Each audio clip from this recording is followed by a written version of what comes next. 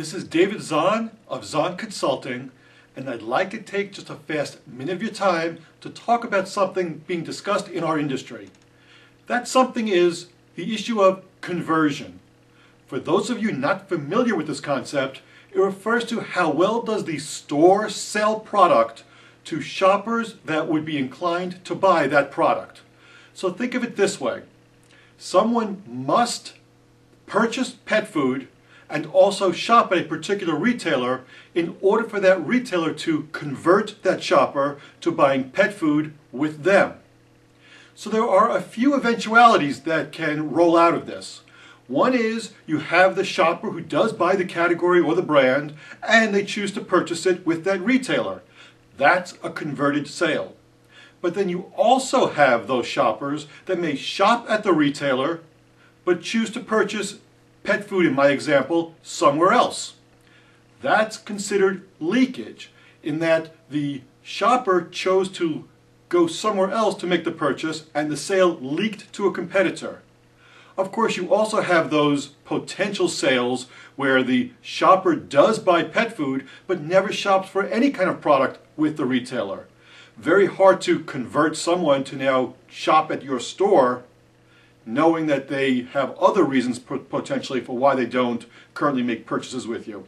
And then of course there's the instance where people do shop at the store but don't purchase pet food anywhere. Those are the typical ways that our industry looks at conversion and leakage. However, there is another mass of shoppers that are not being tended to. Those shoppers are those that do shop at the store or potentially would shop at the store, but aren't purchasing a category because they don't know how or why to use the product. And it doesn't take a whole lot of brainstorming to think of some of these potential categories. It might be that people would bake, but they don't know how. They don't know what to purchase, they don't know how to prepare, they don't know how to go about baking. So they choose not to purchase baking products anywhere. There are those that perhaps would purchase fish but don't know how to handle it or how to prepare it.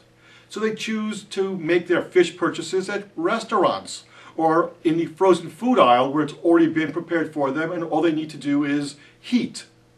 You can think of other categories that are similar. It might be in household cleaning. I don't know which products to buy in order to avoid certain stains, so I take my clothing to a dry cleaner because I don't know what laundry detergent or what additives are appropriate, or because I don't understand the impact of some of the components in those products, phosphates for example.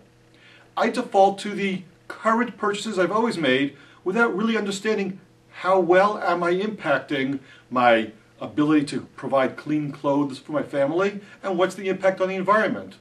And let's not even mention how most of us are very confused as to what does it actually mean when a product is light or low fat or diet. Are those healthier for me? How do I gauge? How do I judge? These are all potential conversion opportunities if the store would step up and build the necessary bridges to the shopper to allow them to engage in the kinds of purchases they might otherwise make if not for the fact that they don't currently feel competent or confident to make those purchase decisions. I have a lot more to say about this topic and would welcome the chance to talk to you about it. Please give me a call. Thanks.